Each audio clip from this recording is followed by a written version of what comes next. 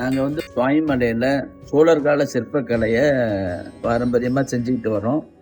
எங்கள் முன்னோர்கள் தஞ்சாவூர் பெரிய கோயில் கட்டிய தபதிகள். அதுக்கப்புறம் சிவப்பர நாயக்கர் காலத்தில் தாராசுரம் கோயில் நிர்மாணத்துக்காக இங்கே வந்து குடியேறினவங்க தான் நாங்கள். இந்த வண்டல் மண் பதம் இங்கே இருக்கிறதால நாங்கள் இங்கே இந்த தொழில் செய்யறதுக்கு இங்கேயே நாங்கள் தங்கிட்டோம்.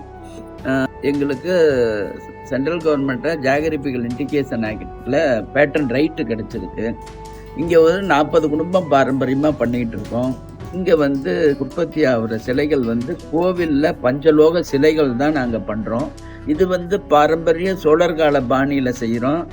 ஆற்று வண்டல் மண்ணை எடுத்து அதில் வந்து மெழுகில் பண்ண பிறகு அதை பூசிட்டு அதை வந்து சன்லைட்டில் காஞ்ச பிறகு அதை ஹீட் பண்ணோன்னா மெழுகு வெளியில் வந்துடும்.